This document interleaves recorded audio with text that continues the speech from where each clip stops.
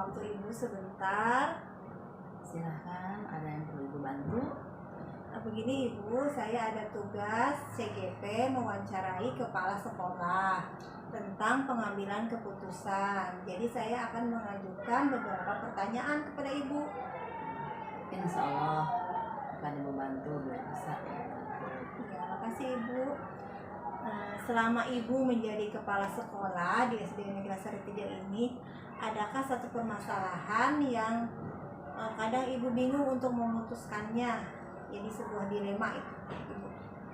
Pasti ada masalahnya. Baru-baru ini Ibu memutuskan pesantren Ramadan dari kelas 1 sampai kelas 6 atau kelas 3 sampai kelas 6, kelas 1 dan 2 tidak diikutsertakan. Tapi khawatir Ibu takut nanti tidak kondusif dalam melaksanakan kegiatan pesantren Ramadan. Maka dari itu Ibu memanggil guru agama untuk berkomunikasi, memutuskan, tapi belum bisa memutuskan juga. Kemudian Ibu mengadakan rapat semua warga sekolah, semua guru bidang, guru agama untuk musyawarah tentang pesantren Ramadan serentak. Ya, takutnya nanti khawatir ada guru yang tidak setuju untuk melaksanakan pesantren kilat Ramadan dalam keputusan Ibu sendiri. Setelah itu kegiatan dalam musyawarah ini Ibu dilaksanakan di ruang guru bersama-sama. Alhamdulillah musyawarah ini dapat disetujui oleh semua guru. Jadi keputusannya diperoleh dari musyawarah tersebut, Ibu ya? Ya, betul ya. Keputusannya seperti apa, Ibu? Keputusannya ini begini, nanti untuk kelas 1 nanti sampai kelas 6 diikut sertakan semuanya.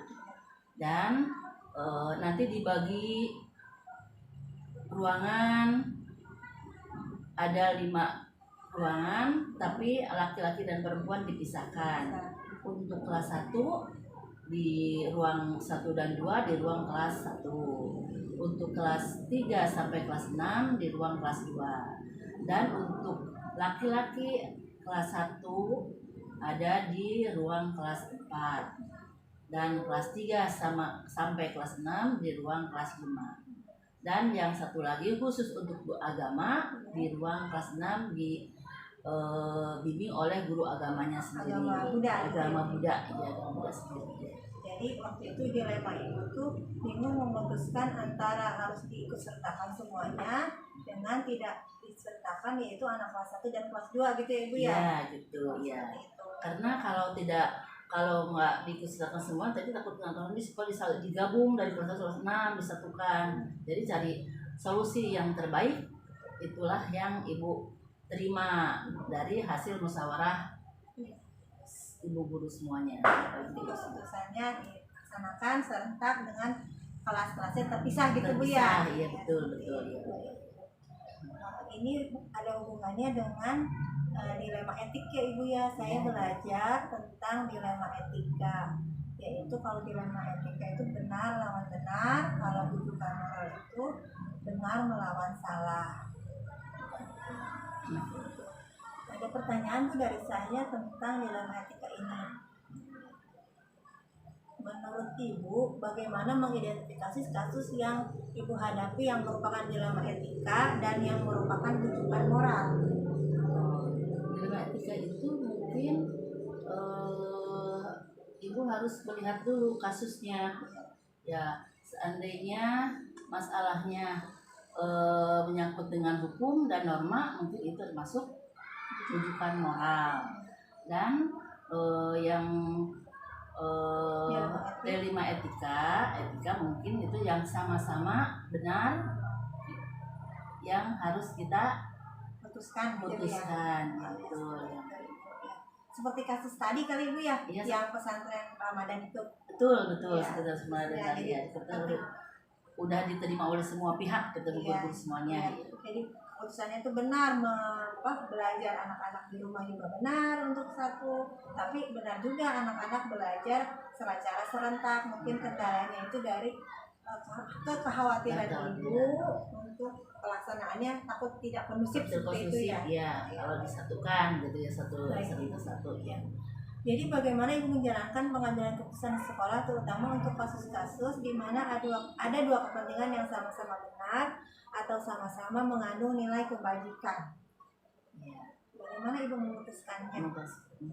Nilai kebajikan mungkin yang lebih tinggi ya Bu ya. Ya. Itu dalam keputusan musyawarah yang seperti yang tadi itu yang telah diputuskan oleh semua pihak, oleh Bapak Ibu guru. Nah itu yang paling utama, yang menjunjung tinggi nilai-nilai kebajikannya itu. Contohnya kayak apa Bu nilai kebajikan? Contohnya tadi musyawarah berkomunikasi dengan Bapak Ibu guru semua yang ada di rumah sekolah kita. Berarti kan ada kerjasama ya, saling jujur, saling tukar ide gitu kali ya. Ya, tukar pikiran, tukar ide ya, bagaimana yang terbaik untuk mengambil keputusan. Baik. Kemudian langkah-langkah atau prosedur seperti apa yang biasa Ibu lakukan selama ini? Jadi ketika memutuskan, apa yang Ibu lakukan? Komunikasi dengan guru, ya. Guru dengan yang ada di lingkungan sekolah kita, di sekolah di kelas 3. Berarti komunikasi yang utama gitu ya Bu. Hal-hal apa saja yang selama ini Ibu anggap efektif dalam pengambilan keputusan pada kasus dilema etika? Yang efektif menurut Ibu? Ya. Mungkin yang dimusyawarahkan tentang musyawarah itu ya, musyawarah bersama ya, gitu ya, bersama dengan antar guru ya, apa ya, pihak lain ya, kalau ya. Hal apa saja yang selama ini merupakan tantangan dalam pengambilan keputusan pada kasus dilema etika? Tantangannya di mana Ibu? Tantangannya mungkin menurut Ibu, bila ada pihak lain yang tidak terbuka mungkin ya, terbuka tapi menerima tapi tidak terbuka, kita tidak berterus terang gitu ya, setengah hati gitu Bu ya, hati, nah itu ya. Jadi tidak dengan saya menyetujuinya gitu. Ya, tapi dalam hatinya mungkin gimana gitu ya. Seperti itu ya. Baik. Apakah Ibu memiliki sebuah jadwal tertentu dalam penyelesaian kasus dilema etika? Mungkin kalau jadwal tidak, mungkin bagaimana mungkin kasusnya yang lebih mudah mungkin cepat diselesaikan, tapi kalau ada sulit mungkin bisa di waktu yang lain gitu. Jadi kalau yang cepat mungkin yang mudah kali Bu ya. Yang mudah diselesaikan, cepat diselesaikannya. Langsung gitu ya, langsung putusannya Ibu ambil cepat gitu ya. Cepat ya. Kalau yang agak sulit Ibu pikirkan dan Ibu diskusikan gitu ya. Sama guru yang senior atau gimana. Adakah seseorang atau faktor-faktor yang selama ini Ibu mempermudah atau yang membantu Ibu dalam pengambilan keputusan dalam kasus dilema etika? Pasti ada, mungkin guru yang senior yang lebih paham dalam untuk pendekatan ya antara Ibu dengan guru yang sudah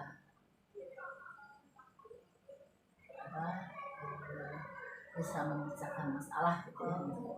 Dari yang telah Ibu sampaikan, pembelajaran apa yang Ibu bisa petik dalam pengambilan keputusan dilema etika Ibu? Ya, ketika pembelajaran yang Ibu petik, keterbukaan dalam komunikasi untuk pemecahkan masalah yang harus kita terima oleh semua pihak. Itulah yang Ibu harapkan, apa yang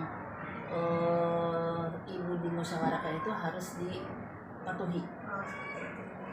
Dengan adanya musyawarah bisa diambil, berarti semua bisa diterima dengan seperti itu Bu ya. Pertanyaan dari saya Ibu, apakah dalam setiap pengambilan keputusan Ibu mengevaluasi kembali atau merefleksikan? Ibu mengevaluasi kembali, yang kekurangannya harus diperbaiki, dan yang sudah baik harus lebih ditingkatkan kembali. Seperti itulah mungkin harapan yang dari Ibu. Ya baik Ibu. Alhamdulillah saya diberi kesempatan bisa bertanya lebih jauh tentang pengambilan keputusan.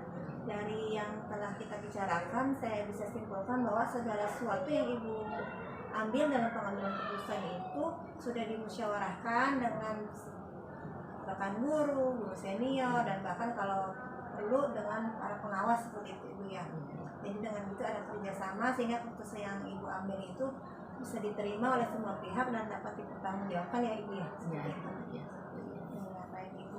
Terima kasih banyak Ibu. Sama-sama Bu Tika. Mudah-mudahan apa yang Ibu sampaikan, Ibu lebih kurang mohon maaf bila ada kekurangan ya. Itu yang mungkin mudah-mudahan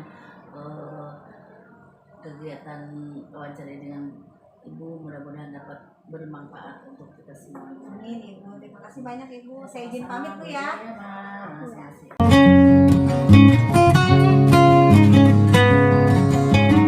Assalamualaikum Ibu. Mohon maaf mengganggu waktunya sebentar. Waalaikumsalam Bu Tika. Ada apa? Ada yang bisa saya bantu? Begini Ibu, saya ada tugas CGP yang di Murah ini ada tugas mewawancarai beberapa kepala sekolah. Salah satunya kepala sekolah saya, kemudian ada kepala sekolah yang lain. Saya memutuskan Ibu yang saya akan wawancarai. Bolehkah Ibu? Insya Allah. Siap. Siap. Saya mau mengajukan beberapa pertanyaan kepada Ibu. Pada kesempatan ini saya akan bertanya tentang dilema etika dan rujukan moral. Jadi saya belajar di CGP ini tentang dilema etika dan rujukan moral. Dilema etika adalah situasi seseorang mengalami pilihan, yaitu pilihannya benar melawan benar. Kemudian ada rujukan moral adalah keadaan di mana pilihannya benar melawan salah. Jika rujukan moral pasti kita akan memilih benar kan Ibu ya. Iya. Kalau dilema etika itu kadang masih bingung, ini sama-sama benar, mana yang harus kita pilih, seperti itu Ibu. Jadi saya ingin mengajukan pertanyaan, bagaimana Ibu dapat mengidentifikasi kasus-kasus yang merupakan dilema etika atau rujukan moral? Ya, terima kasih Bu Tika. Insya Allah akan Ibu jawab ya. Dari yang Bu Tika jelaskan tadi tentang dilema etika dan rujukan moral, Ibu jadi tahu kalau masalah yang Ibu hadapi selama ini ya menyangkut masalah hukum dan norma. Menurut Ibu itu bisa masuk ke rujukan moral.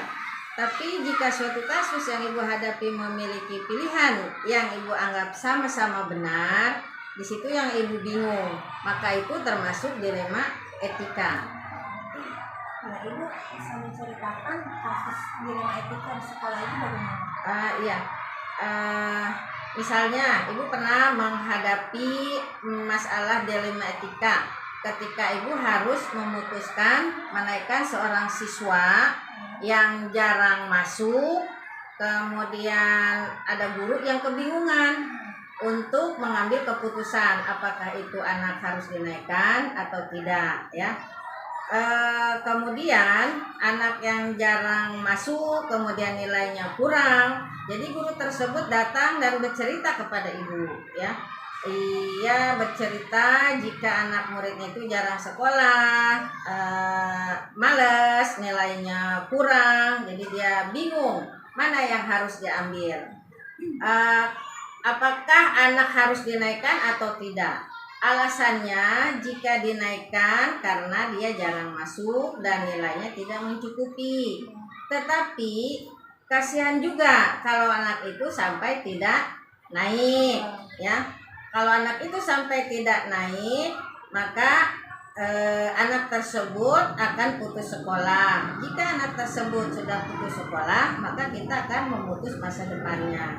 Jadi ketika itu ibu memberi saran agar anak tersebut dinaikkan saja agar masa depannya tidak terputus. Kemudian semoga di kelas berikutnya agar anak tersebut juga bisa berubah. Kemudian juga kita panggil, kita ajak orang tuanya untuk berdiskusi agar lebih memperhatikan lagi anaknya di rumah ya, supaya belajarnya itu lebih rajin, ke sekolah juga lebih rajin, dan tidak mengulangi hal tersebut di kelas berikutnya. Itu yang ibu rasakan. Kesannya anak itu naik kelas dengan alasan kasihan dan faktornya buat masa depan itu biasanya kan kalau anak itu nggak naik kelas kan dia down gitu ya, kemudian nggak mau sekolah lagi, rata-rata kan semangatnya juga berkurang gitu. Jadi selama ini bagaimana ibu menjalankan pengambilan keputusan di sekolah ibu, terutama untuk kasus-kasus di mana ada dua kepentingan yang sama-sama benar atau sama-sama mengambil nilai kebajikan? Selama ini yang ibu lakukan dalam mengambil keputusan yaitu berdasarkan nilai kebajikan seperti keadilan, kejujuran, dan kemanusiaan. Karena keputusan itu bukan soal matematika yang jawabannya pasti. Ada nilai dan norma yang harus diperhatikan ya. Kemudian ibu juga akan mendiskusikan dengan seluruh guru agar keputusan yang ibu ambil dapat diterima semua pihak dan dapat juga dipertanggungjawabkan sehingga tidak ada yang merasa dirugikan seperti itu. Nah, jadi ada musyawarahnya gitu ya? Iya, dimusyawarahkan dulu gitu. Langkah-langkah atau prosedur seperti apa yang biasa ibu lakukan selama ini? Langkah-langkah atau prosedur yang ibu lakukan selama ini, yang pertama kita memahami dulu duduk persoalannya, masalahnya apa. Kalau kita udah paham, baru kita membutuhkan masukan atau saran. Biasanya itu ibu akan membicarakan dengan guru-guru atau salah satu guru atau semua guru ya. Setelah itu ibu akan mempertimbangkan dengan baik buruknya, ada manfaatnya atau kekurangannya. Baik buruknya barulah kita putuskan langkah apa yang ibu ambil. Setelah keputusan diambil, ibu juga lihat ke depannya atau ibu evaluasi lah ya gitu. Keputusan itu apakah keputusan diambil itu sudah tepat atau belum. Jadi dilihat nih keputusan itu sudah tepat, kalaupun belum tepat bisa diperbaiki gitu begitu. Lalu langkah efektif apa yang ibu lakukan dalam pengambilan keputusan dilema etika? Langkah efektifnya apa yang selama ini hal-hal atau langkah yang efektif di dalam mengambil keputusan itu adalah yang pertama kita pertimbangkan dulu baik buruknya, diskusikan dengan orang lain agar ada pencerahan dalam mengambil keputusan. Jadi kita nggak mengambil keputusan itu dari sepihak saja. Jadi kita musyawarahkan dulu dengan orang lain. Mudah-mudahan ada pencerahan gitu, ada pertimbangan lain. Hal-hal apa yang selama ini merupakan tantangan dalam pengambilan keputusan pada kasus dilema etika? Tantangan yang dihadapi dalam mengambil keputusan, terutama keputusan dilema etika adalah ada dan butuh waktu cepat dalam pengambilan keputusannya, karena kadang-kadang keputusan itu tidak serta-merta harus diputuskan saat itu juga. Tidak ada jadwal khusus Bu ya. Kaitannya dengan alat pertanyaan seperti ini Bu. Apakah ibu memiliki sebuah jadwal tertentu dalam suatu penyelesaian kasus dilema etika? Apakah ibu langsung menyelesaikannya di tempat atau memiliki sebuah jadwal untuk menyelesaikannya? Bentuk atau prosedur seperti apa yang ibu lakukan? Masalah jadwal itu tidak ada jadwal yang khusus ya. Tetapi jika keputusan itu harus segera diambil atau mendesak, maka biasanya hari itu juga diputuskan. Apa nih? Biasanya ibu juga akan membicarakan dulu dengan guru yang dianggap senior, yang udah tahu banyak pengalamannya, dan ibu pertimbangkan lagi baik buruknya. Adakah seorang atau faktor yang selama ini mempermudah atau membantu ibu dalam pengambilan keputusan dalam kasus dilema etika? Faktor-faktor yang bisa mempermudah itu biasanya ibu bicarakan dulu dengan guru yang dianggap senior ya, atau bisa juga seluruh guru kita kumpulkan ya, agar keputusan yang ibu ambil ini nantinya tidak merasa merugikan orang lain, tapi dapat diterima oleh semua pihak dan dapat dipertanggungjawabkan. Jadi faktornya itu ada seseorang yang membantu ibu. Iya, ya terutama yang kita anggap senior lah gitu, yang udah banyak pengalamannya. Dari semua yang sudah disampaikan, pembelajaran apa yang dapat ibu petik dari pengalaman ibu mengambil keputusan dilema etika? Dari semua yang disampaikan, pelajaran yang bisa diambil bahwa di dalam mengambil keputusan itu harus dipertimbangkan dulu baik buruknya, dilihat dulu apakah ada manfaatnya ataupun misalnya merugikan orang lain, itu kita saring dulu ya. Dan keputusan bisa diambil dengan mempertimbangkan juga pendapat orang lain, atau misalnya agar keputusan yang kita ambil itu tepat dan dapat diterima oleh semua pihak sehingga tidak ada yang merasa dirugikan. Alhamdulillah saya belajar banyak dari ibu bahwa segala keputusan itu tidak langsung diputuskan oleh ibu sendiri ya Bu Iya, ya. tidak. Jadi harus ada diskusi, ada musyawarah dengan ibu sendiri, Ya, kemudian dengan seluruh dengan seluruh yang ada. Biar keputusan itu bisa diterima ya Bu. Iya, bisa diterima, tidak merugikan orang lain dan dapat dipertanggungjawabkan. Terima kasih Ibu atas kesempatannya saya bisa bertanya banyak tentang pengambilan keputusan ini. Izin pamit Ibu ya. Iya, sama-sama Bu Tika, semoga sukses selalu. Terima kasih Ibu. Sama-sama. Waalaikumsalam.